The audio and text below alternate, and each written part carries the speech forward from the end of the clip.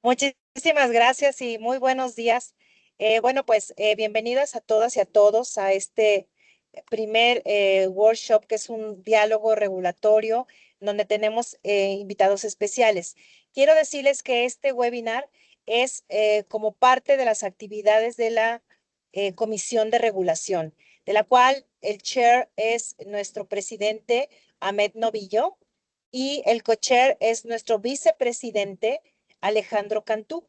Entonces, realmente es una comisión muy importante para nosotros como Asociación Mexicana de Data Centers y además quien titula o quien liderea este esfuerzo de esta comisión son personas que realmente influyen dentro de la asociación y fuera de la asociación. Entonces, para mí es un gusto recibirlos esta mañana. Bienvenidos a todos nuestros invitados y también a nuestros asistentes, que todos son asociados, afiliados de la MEXDC. Y adelante, le cedo la palabra a nuestro presidente Ahmed Novillo. Muchas gracias. Bueno, muchísimo. Gracias, Adriana, te agradezco bastante. Y bueno, solamente como exactitud, el líder de la Comisión de Regulación es nuestro vicepresidente, Alex Cantú. Hoy yo soy co-líder también ayudándolo, pero creo que esta iniciativa en conjunto con la Secretaría Técnica, con Gaby, pues está haciendo un gran trabajo y agradezco para esto. Voy a cambiar al inglés para fines de que tengamos la participación completa, si no les molesta, pero pues como también lo comentó Renan, pues sí podemos hacer preguntas en español y podemos cambiarnos a portuñol, español, inglés, pero si gustan vamos a mantenerlo en inglés y los que quieran participar y hacer las preguntas en español, no hay ningún problema. ¿Sale? Entonces, voy a switcharme, ¿ok? Thank you very much for joining us today. This is a great meeting. We have our most important, I think, the associations, partners and associations from Brazil and Spain. My name is Ahmed Novillo, president of the Mexican Data Center Association, and I will be moderating this panel titled Regulatory Framework for Data Centers, a dialogue on energy, sustainability, and growth. This is our title. So in this meeting, we will explore regulatory practices applied in different territories. This specific demands for each region. We are talking about in Europe, we are talking about the South America. So I think that we have the same challenge and the same goal, how to grow the data center industry in our region.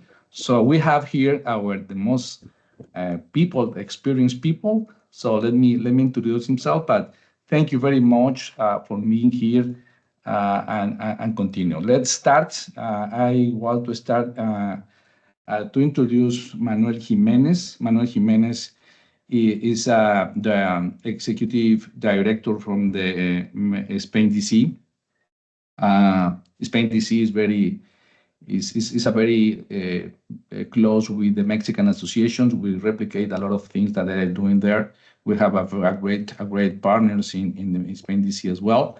Manuel Jimenez is a professional in law and institutional relations with over 16 years of experience in litigation lawyer.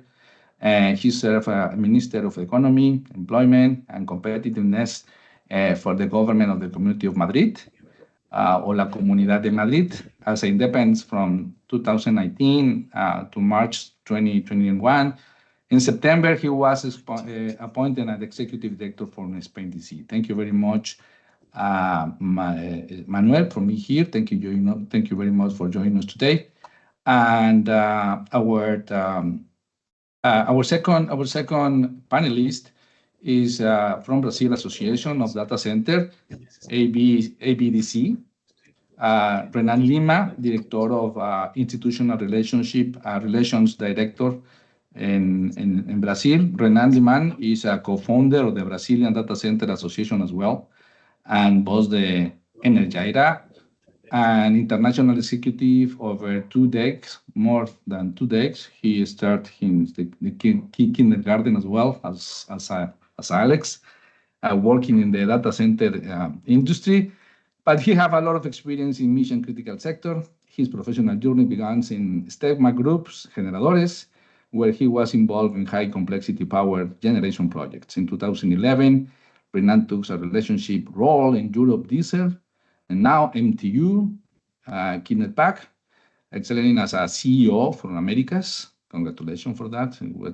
Where he led the launch of the expansion operation in Latin America, helping to establish the company as a sector reference over 250,000 kVs installed in data centers. Wow. Oh, thank you. Thank you very much for being here. Renan, you have a lot of experience in all of this. And finally, and not least, I mean, our vice president, the Mexican Association, Alejandro Cantú. Alejandro Cantú is a business leader and IT expert over more than 20 years. As I told you before, he started in the kindergarten working in data center, and he currently serves as a vice president of the Mexican Association and chief operation officer of Layer 9 Data Center, one of the most important data center companies in Mexico and Latam. Before joining Layer 9 Data Center, he works at major manufacturing and engineering companies in the United States and Mexico as well, which Active Power Inc., Power Distribution, and LBS Power Technology, where he led critical power projects and oversaw the design and construction of numerous data centers.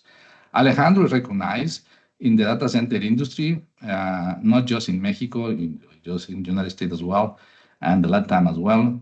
And under his leadership, Layer 9 has implemented the sustainable growth strategy and expanded its presence in the region with the construction of the new state-of-the-art data center. Very welcome. Thank you for joining us today. That's our three panelists, and we are going to have a great conversation. Well, thank you, Ahmed. If you want to, we want to introduce our moderator, which is Ahmed Novillo. I think everybody knows him. The United States, Mexico, Brazil, both Latin America. Ahmed Novillo serves as our president. He was key in founding the Mexican Association and all the efforts in conjunction with our executive directors, and also our team have been able to take this association to the next level. Ahmed is a telecommunications engineer from the University of Guadalajara, master's in an MBA from the EPADE. He has been in the industry and has more than 25 years in infrastructure, IT, telco, business administration, data center services. He currently serves as the general director of Equinix Mexico and president of the, again, Mexican Association of Data Centers in Mexico. So thank you, Ahmed, and welcome as well. Thank you very much, Alex. Thank you very much for the word. So let's start because we have the time is running. So let's start with our first question. I mean, the proposed format is we are going to have three sections: energy, regulatory framework, and at the end, some conclusion. We will talk each one of you. We'll give you some information about that. So I will present an initial statement on each association. We will have 5 minutes to comment on their local situation. We will keep track of time to support it on the slide. Let's start with the first topic is obviously the energy. No? So let's start with Alex, and after we will continue with I think we will continue with let me see. We'll continue with Renan, and after that we will continue with Manuel. So talking about energy. As I want to know, the sector depends directly. This is the most important issue. This is the energy. So I would like to summarize your region, Alex, current energy policy, and it is a potential of future growth opportunities in data center sector. National share. Could you share, please, in general data in the sector current in energy demand, the state of the local electrician grid and renewable energy availability and growth projection. Please, Alex, can you start? Can you hear me? Here we go. Sorry, folks. So yeah, as you folks know, energy has been an oncoming problem, not only in Mexico, but throughout the world. And it's the most valuable asset right now in our industry. We've come to a point to say that almost energy is a byproduct, data centers is a byproduct of energy. So specifically in Mexico, as of 2013, Mexican government has pushed the industry or pushed to have the majority of generation within our country. And that's put us also in a tight spot in terms of capacity. They are very adamant of keeping control of every single power generation plant. They've not been successful, but they don't want any direct competitors. And as you know, CFE is government-owned in Mexico, which is a local utility. The effective capacity in Mexico as of now is 88 gigawatts. And CFE holds around 50% of that power generation. So you can appreciate that with that, the government's trying to push harder to improve their infrastructure and their ability to output more energy so they can have additional control. The latest records up to 2020, Mexico produced 340,700 gigawatt hours per year. And the interesting number would be only 31% of that came from clean energy, renewables, non-renewables such as energy, such as solar, hydro, and cogeneration. We still have 68% of our power generation using fossil fuels, combined cycle, thermal, coal, gas, everything that we're trying to move away from. Right now, private companies are facing multiple challenges in investing in large-scale renewable projects due to permitting. Apparently, the new government that's coming in has very big and interesting initiatives to start opening up not only the permit option for private companies that will incentivize investment and also will incentivize new data center projects. So we're very excited that opportunity has come up for us. So we need to keep on pushing for renewable energies, solar, and wind. And we certainly have very interesting geographies within our country that we can exploit those two elements. In terms of renewables, 35% of electricity comes from clean sources, and 50% is the goal that Mexico is trying to accomplish by 2050. So for us, it's going to be very important, not only as Mexicans, but also within our ecosystem, start pushing towards that way of thinking. Now, the planning of the electrical sector is supported by the Energy Transition Law and the General Climate Change Law, which, along with the international commitments such as Paris Agreement related to our environment, emission reduction, and climate change mitigation. Regarding the latest global energy trend, it's worth to mention that nuclear is no option, at least in Mexico, because there's been some talks about microgrids using nuclear energy. The state of a local grid right now, in some states, we don't have a problem of generation. We have a problem of distribution. So the latest National Electric System Development Program includes specific provisions to modernize all our electrical infrastructure within the country that's right now crippling our availability to grow within Mexico.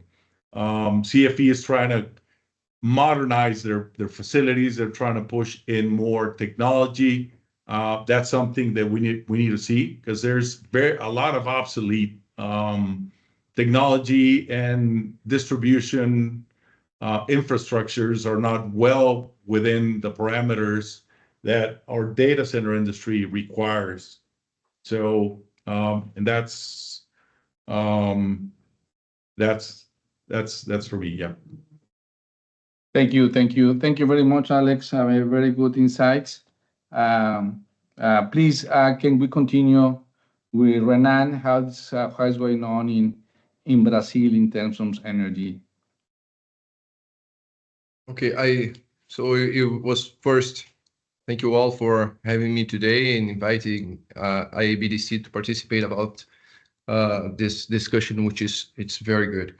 This first slide is actually just to present ABDC to who doesn't know the company, the association yet.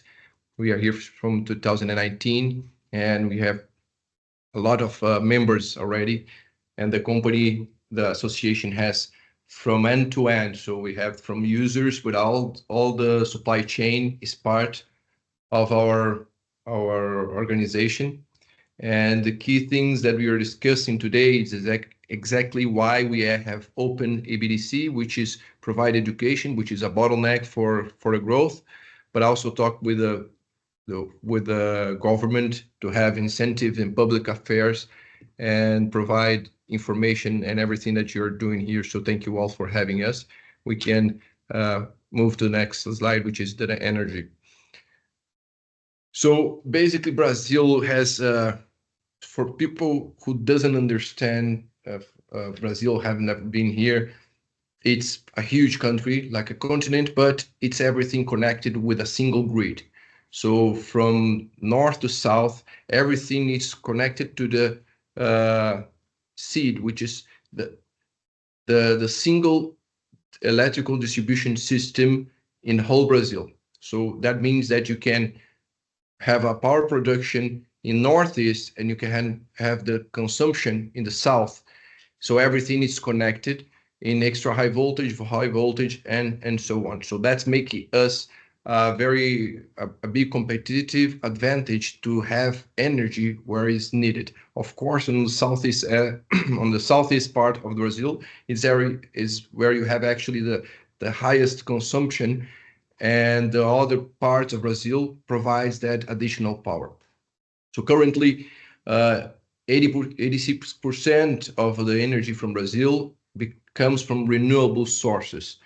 So our foundations was all based in hydro, but the wind and solar power, they have been intensively invested in Brazil. The government has made multiple incentives to keep this growth pace, and now we are having huge amount of investments. Because we have also something which is different from other places, that we have two kind of markets. We have what we call a regulated market, which is public services that you have public biddings to provide energy in the power generation and transmission, and everything is regulated. But also you have the free market, which makes investors want to invest in wind farms, in solar plants, to provide energy in the free market. So anybody can, I can make a production plant, a solar plant, a wind farm in Northeast Brazil, and I have an end customer in South Brazil. Of course, are going to pay for that transmission line, but everything is set in a free market in parallel. So this allows us to have, significant amount of energy being invested in the grid. So now currently we should have about 5 to 7 gigawatts of idle capacity. So the problem on the power generation industries, which are big, they have low consumption. So they see in data center business as a very positive one for us to deploy greater investments and have a better return of investment. So they are not dispatching this, they are not selling this idle capacity because, well, it's a free market and they have everything in place, but it doesn't have customers. So that's the situation.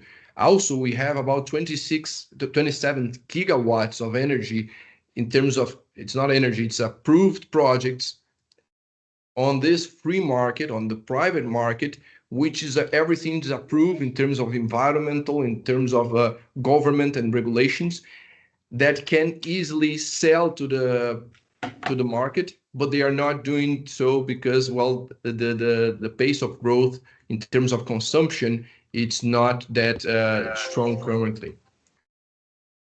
Yes? Okay. So this is the situation in Brazil. Now we have about 580 megawatts of IT load. The cost of energy, it's of course you have the regulated industry and non-regulated, a free market, which is you can have a short-term contract or a long-term contract and have a flat fee, and this will vary in a commercial bid. So it's actually the picture from the Brazilian market, and we understand there is a great opportunity for us in this current scenario for non-latency critical loads, which can be operated or which can run away from the end user. So Brazil, it's also investing in green hydrogen in Northeast Brazil. There is big plants that will provide this green energy, but it will be mostly to exportation because, well, we need to bring the economy and the cash to Brazil, the investors to Brazil that wants to buy hydrogen, green hydrogen. But this is also, so this is one of the core competences of Brazil. It's, I must say that is energy, and I think this is a great potential for us in the current data center picture that we are living in. Okay. Right. Thank you very much, Renan. I think we have the same challenge in Mexico. The same numbers is more similar that we have here. Thank you very much for sharing. I mean, let's talk about Spain. Manuel, your microphone is you. Thank you very much, guys. First of all, I have to thank you, MEXDC, for inviting us to this conversation. I have to say that something that is not in my CV is that I lived and worked in Chiapas for a long time in a SOFOM as an economist. So I am even able to echar albur, which is something that I don't know how to translate it into English, So being with Mexican people is always for me like being home. Departure point. I have to say that most of what you guys have said already is applicable to Spain. Most of the comments that just you've been explaining about, Alex explained about Mexico and Brazil, to apply somehow to Spain. What was the beginning? Let's go to in the beginning in Spain. There was no problem. From the year 2000 to year 2019, Spain has a very high quality and electricity grid, very high quality, and as I'm sure you know, Spain is a renewable energy superpower. So basically, what happened is that every single data center was below 50 megawatts. In Spain, we have two kinds of electricity grid. Above 50 megawatts, we have the monopoly of the state, which is Red Eléctrica. And below 50 megawatts, we have the distributors, Iberdrola, Endesa, companies that you have heard of. So basically, all data centers were connected to the distribution grid. You asked for connection. At some point in the future, if you asked for 10 megawatts, at some point you were given 4 megawatts, and that was okay. Then another 2-3 years later, another 4 megawatts, and that was more than okay. And that's how things worked up to 2019, where scarcity really began to be a huge and massive problem. Not only scarcity, but also opacity. Since demand has never been a problem before, there were no rules on how to choose between different projects, because there has never been such a necessity. If you asked for connection, you connected. There was no need for nobody or for somebody to decide whether to connect Equinix or somebody else, whether to connect Cyrus One or Digital Realty or Iron Mountain or whatever. So in the end, or in the beginning, we had a lot of PPAs with very competitive prices that were very attractive for the hyperscalers to develop their region in Spain. But now what we have is exactly as it happens in Brazil, is that both our distribution network or our distribution grid and our transportation grid, you know, these two, none of them are enough. Why is that it is insufficient? First, because of the nature of society, because of digitalization. And second, because after 2013 in Spain, there is a limitation imposed by law on the amount of money that you can spend in building the grid. 2013, the big crisis, the development of the grid are basically paid by taxpayers. So the government decided to impose a limit so that companies did not spend the money of the taxpayers.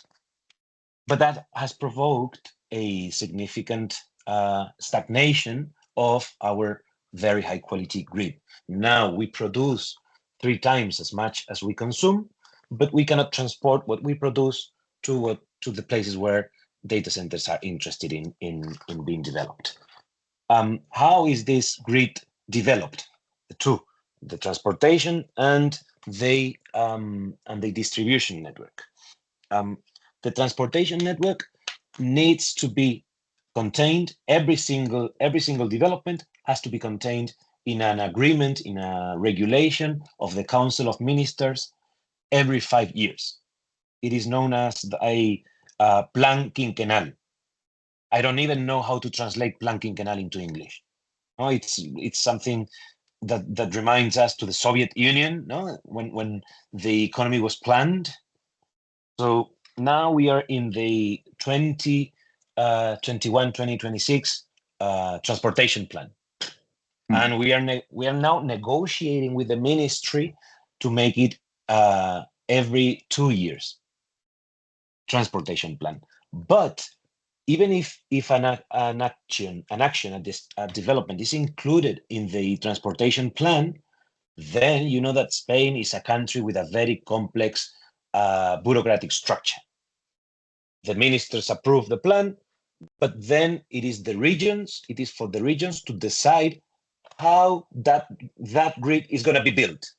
And I can tell you, because as Annette said before, I was the energy minister in the past. It is very difficult to build the grid that the ministers decide that has to be built. And that is the situation where we are today. There was an interesting, just to finish, an interesting agreement that we reached with the Energy Ministry in last December. We said, you know, there are lots of problems, not only with the grid, but also with connection in the substations. So and we have plenty, trillions of solar power producers and wind energy producers. Okay, every single node where you can put electricity in the grid, you can make that node hybrid and put a data center in the middle. That hybridization system is in place after December 2023, and in the end, it has been taken as a manna, not only for data centers, but especially for all the funds, the banks, the promoters of renewable energies. Because today, very often, we have electricity at zero cost in Spain, because we have 3 times what we use. So, and that is more or less the past, the present, and I guess the future of energy in Spain. Thank you, Manuel. Thank you very much for those insights. I think very interesting think that is different situation in Mexico, but at the end we have the same challenge, right? Just to have the energy in our, or the power in our IDBX, but in our data centers. So I think that we can replicate something that you're doing in Spain as well in Mexico, just to use an example. How can we implement that in Mexico? Thank you very much.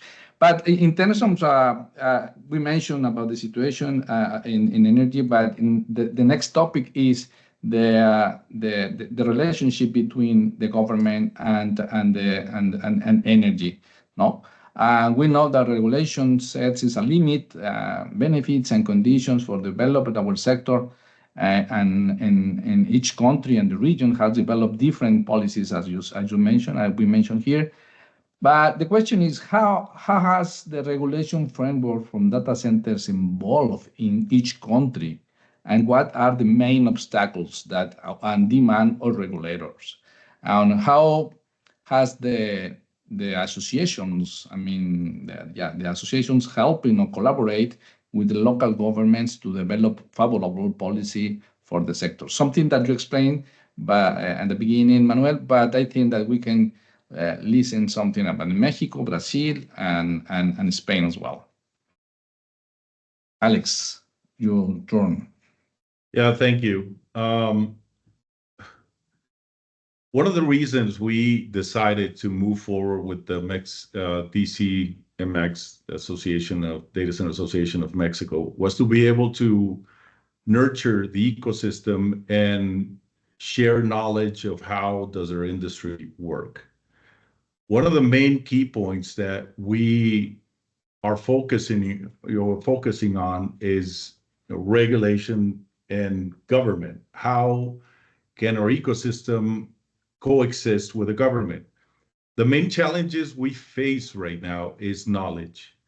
Local governments, federal governments don't fully understand yet the capabilities of our industry, and more important, the economical impact that this industry will have within our country.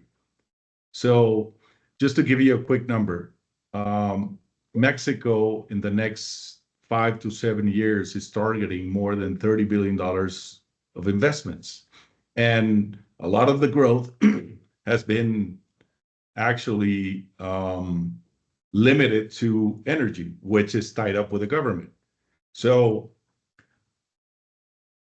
right now, there's no fiscal incentives, specific tax breaks that are related to data centers. So we're working hard to get there and figure out how we can incentivize the government, also incentivize our industry. Going back to energy, lack of development of electrical transmission and distribution infrastructure, our industry is very dependent on energy. So if that part of the government, CFE, the local grid or utility, does not move forward understanding what's the economical impact of our investments to the country, they will keep on moving at their pace, and it's very important for them to understand the amount of power and the amount of resources that will be deployed in each one of the regions. I think that it's no different from other countries that are emerging right now in the data center industry.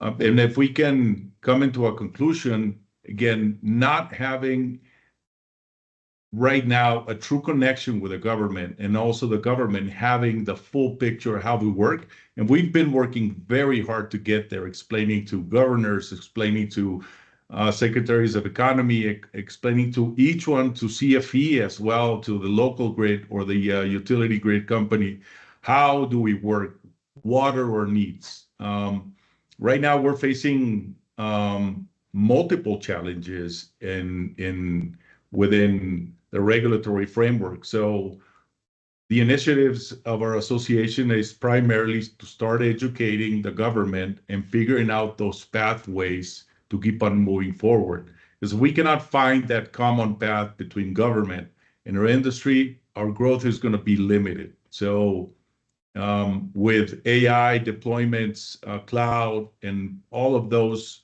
items that you folks already know, demand has grown 3 times. And with that comes investment. So again, lack of framework, lack of incentives, and lack of communication with the government has limited us as well. So I think that's a really good point, and we're working very hard to get there, and that's going to certainly trigger expansions and growth within our country. Awesome. Thank you, Alex. Thank you, Alex. Very, very helpful. Renan, go ahead. Let's go. You're in mute. Sorry, but I think that you're in mute. Thank you. So just before moving on, just one different aspect we are talking about is that Brazil grid, most of it's privatized. So the bottlenecks is about money that the distribution company wants. In terms of transmission, we don't have that much of bottleneck. In terms of distribution and step down to substation, yes. The challenge here is that because we are such a big country, we don't know exactly what is going to happen. So the investment of the utility company, they don't know exactly how much it will be made and accommodate. So if you have 3-5 people asking for the same load, they don't know if that will be a fact. And it comes with everything about energy. It's that the private companies, they are not willing to invest if they are not actually selling. So you see the regulated market, it's where the distribution acts. But once you want more energy, you're gonna go to the free market. So there is, a mismatch about strategy and what they actually going to make money, because there is not for sure if the utility company will connect to your data center, you can shift to your consumption to another player. So it's much more about private discussion about business and growth demand in terms of having the distribution right. Of course, then you have other places. In Brazil, there is no regulation about data center itself in terms of general view. It is starting point. The awareness of the industry was zero for a few years ago, and now it's starting to get more traction and awareness in the government as well. I must say that we are organizing as a country and state and cities, and you have different taxes and different requirements in every layer of it. So there is some cities which they are eager to have the data center business, and they are having those tax incentives very open. Also some states, but in terms of the government, in the federal government, this is very long term about having a conversation, because it's for them too complex. So awareness is a fact that we were working until now to have their attention and show how they will actually move the needle about our GDP and the economic growth when you're talking about the whole supply chain system. Because if you're only talking about energy, it's one aspect, but when you're talking about the whole supply chain, you are actually moving the country towards a much more added value payroll, much more knowledge. You are creating value in the country and not only having simple operation. Our bottleneck of growth is it's training, it's education. So that's actually something nice to have strong investments to improve our workforce. And this is many of the cities, states see also this supply chain increase the added value in terms of payroll and companies. This is bringing much more value to the company. So the way we are talking, the awareness is not only about the data center business itself of colocation, but the whole supply chain. So they actually can get more value on it. While the servers for the end customers, if they do not have, local equivalency of production, you can have tax exemption, but this is not fixed. You need to renew every year or two. So if you're going to make your data center here, that's something ABDC is trying to talk with the government, say, listen, will be a 10, 20-year investment.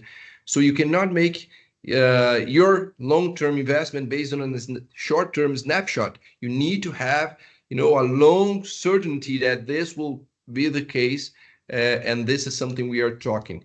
So we are talking strongly with the Ministry of Mines and Energy, but also the Ministry of Development, Industry and Foreign Trade, which is where the Vice President of Brazil, it's also the head of this ministry. And so our goal currently, it's this last point. It's okay. We have seen many aspects in terms of your supply chain. The genset, UPS is the cooling system. Well, AWS, Amazon, Google, everybody's talking, the operators of data center. Individually, they were talking and having different needs.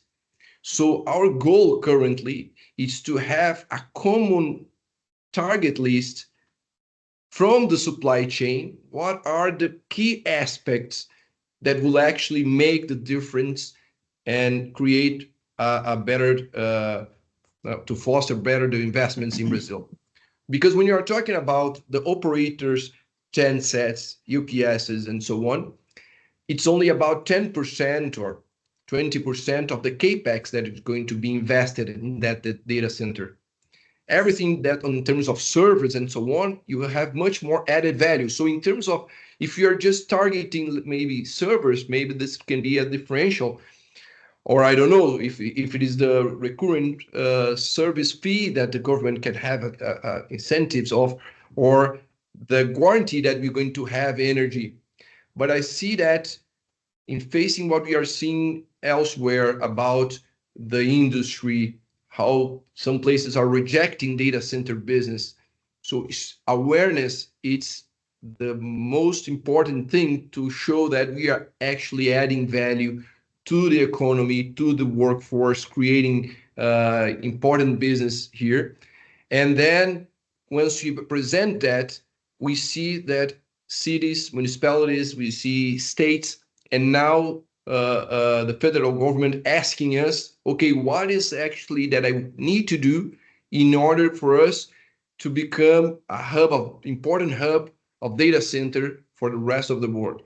So now it's a long-term thing. It's not easy. It's very complex, but it's actually already engaged, and we are already having the conversation, and we are already moving.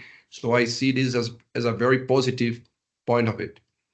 Yeah, very good. I mean, I think that the most important thing is that you have a communication with the government. You have the engage for the government as well. Manuel explained something a little bit, something about that, but I think it's great.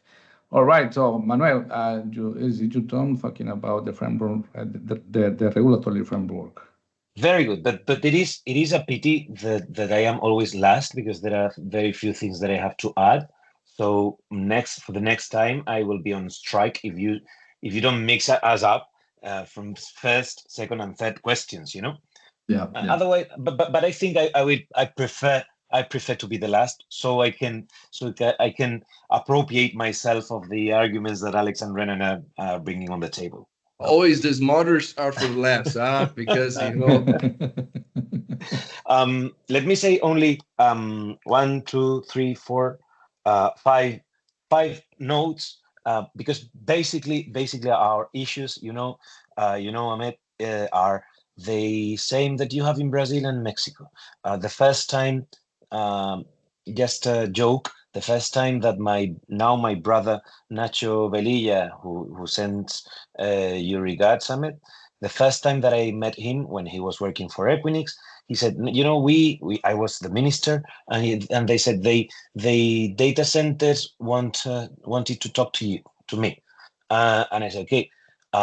During COVID, there was a massive problem with call centers because people were dying. So I said, okay, I have to meet these call center people. And when they came to my office, they said, you know, it's a digital revolution, the revolution of the call centers. Because I had no clue of what a data center was. And I was supposed to be the economy minister in Madrid, you know. So there was, as Renan said, there was no regulation in Spain specific for data centers. We don't even have an activity identification number. When you go to public accounts, you have, you know, car industry, aircraft industry, groceries, whatever. I don't know, nightclubs, no, everything that is in the basis of the economy. But you don't have data centers. So some of my data centers, they belong to IP sector. Some belong to the logistics sector.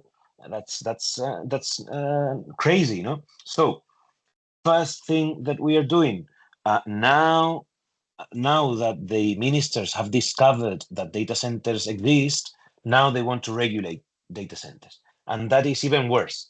That is even worse. Believe me, because I was legislator at the time. So what we are doing is using the team that I had in the past, professional lawmakers. The more that politics deteriorate, and that is something that is happening all around the world. But in the old Europe, you know that this is a total disaster. The worse the quality of the laws. So what we are doing is preparing a very professional law to put it on the table of the minister, so that the minister believes that it is his idea, and we will appeal to the great laziness of public servants, so that if they have one law, they won't need to draft another law. And that's what we are doing now. But it is confidential, by the way. It is confidential for the time being. No, it's just us, just between us.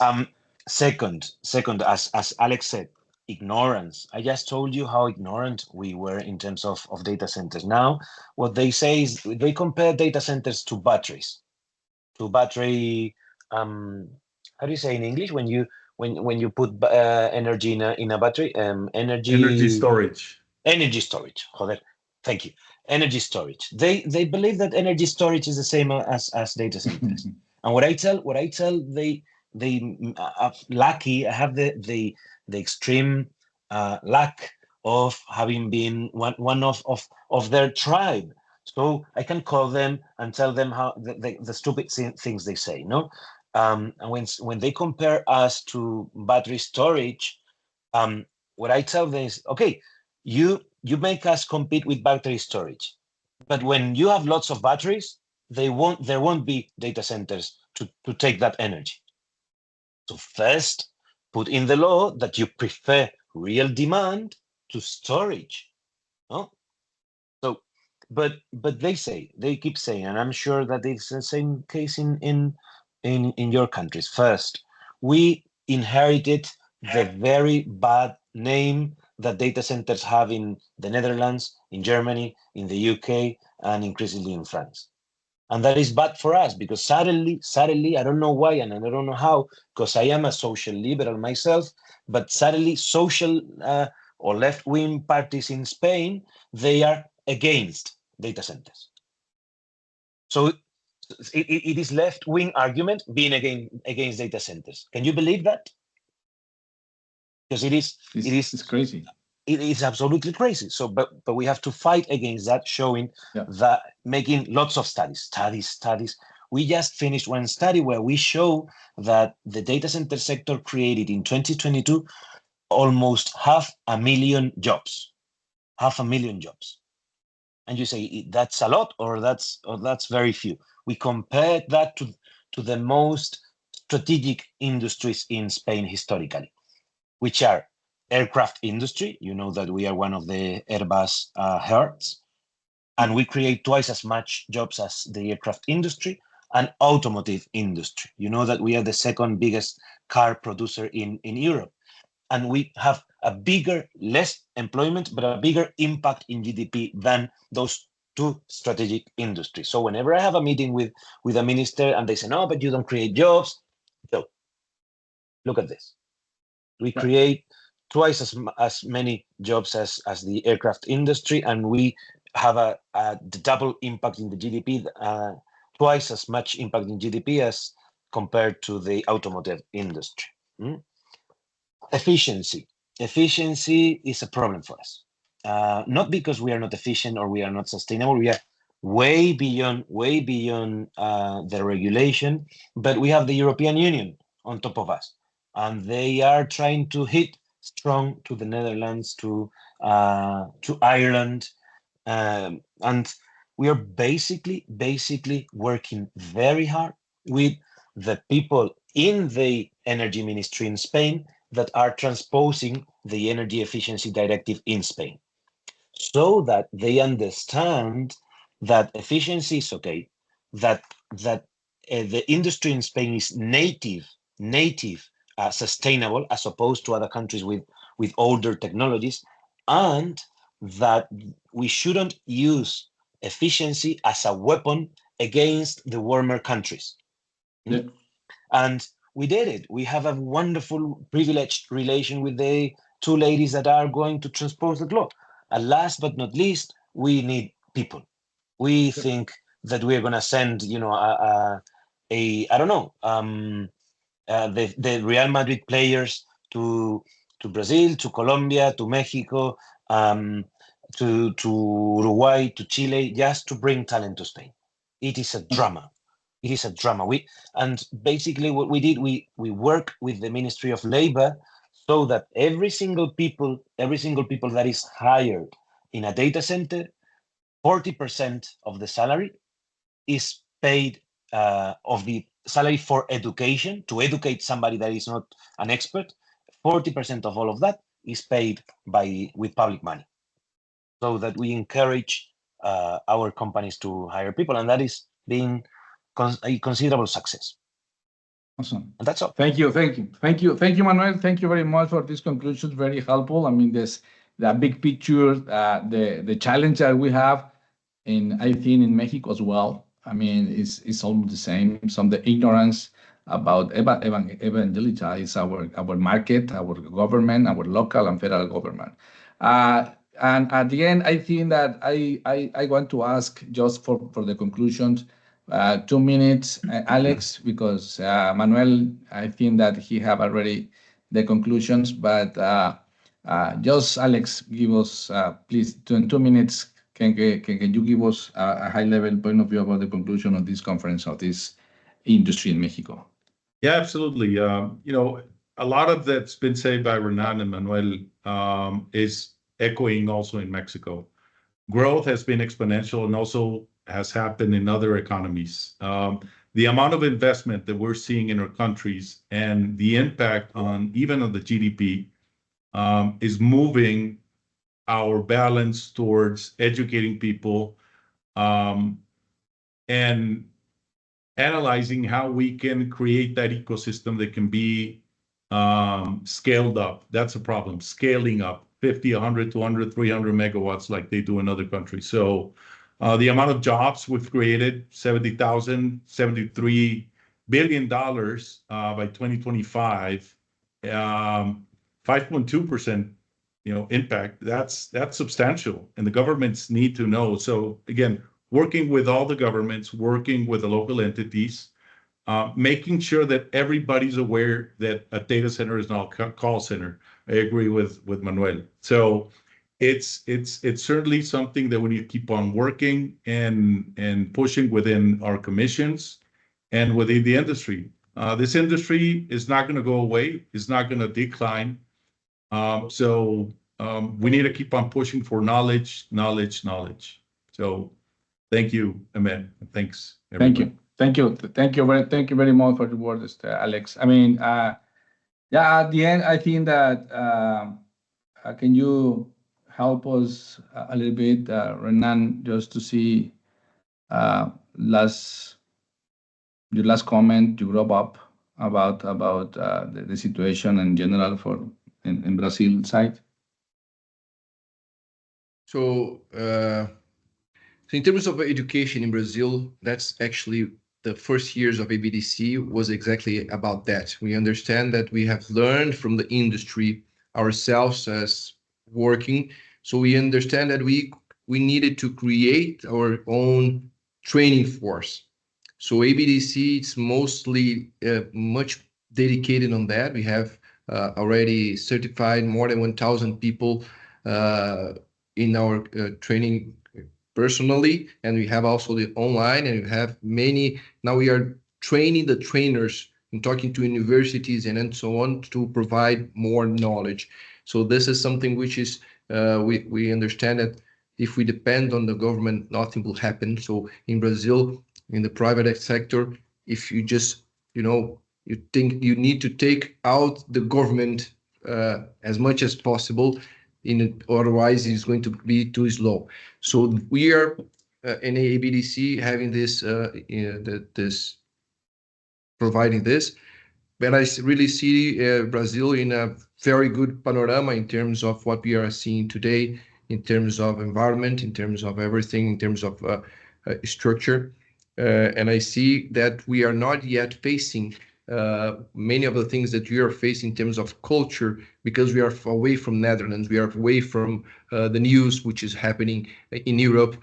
So usually Brazil is 3 to 5 years behind in many things, in technology and so on, in data center business when they arrived.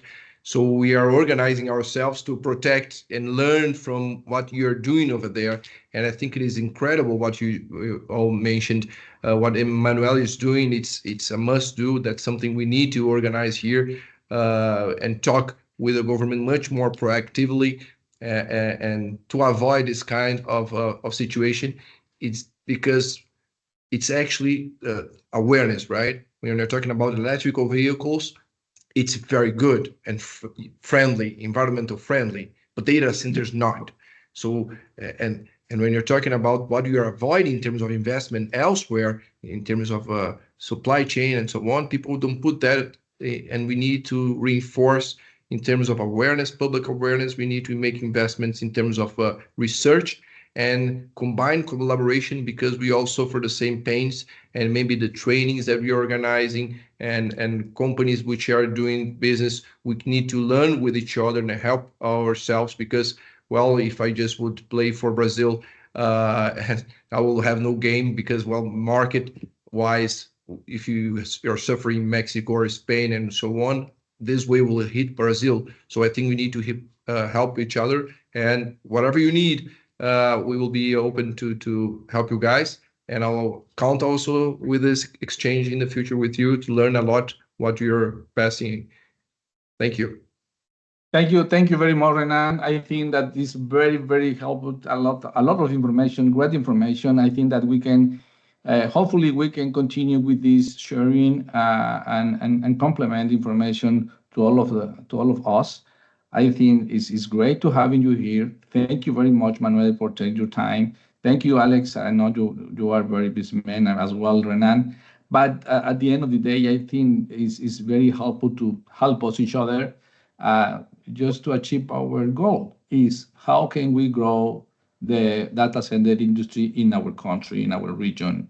So thank you very much for being here. Hopefully we can arrange another meeting like this, because I think that we can share all of the information between us and how can we help each other, just to take the example that you are doing in each country. Thank you for your time. Thank you, everybody. I think this is great. This was great. It was a great meeting. I really enjoy. I have a lot of notes here. How can we replicate something in Mexico? But yeah, we are here to help as well, and hopefully we can have another this kind of webinar in terms of how can we improve in each our country, how can we grow more or faster, how can we do this in our region. Thank you very much, Rui. Thank you very much, Renan, Manuel, and Thank Alejandro. You. And thank you all for being here. Gracias a todos por estar aquí. Muy agradecidos, y esperamos vernos pronto en el siguiente seminario. Thank you all. Thank you. Great discussions. Yeah. Gracias a todos. Gracias, Bye. hasta luego. Gracias a todos, chicos. Gracias a todos. Enhorabuena, un abrazo Gracias a fuerte. todos. Gracias. Un abrazo. Buenísimo. Gracias, Gaby, hasta luego. Hasta luego. De nada. Gracias, Gaby. Excelente trabajo. No, estuvo buenísimo. Qué bueno que pudieran acompañarnos todos. Saludos. Sí, sale pues. Gracias, cuídense bastante. Nos vemos. Hasta luego. Bye, bye. Bye.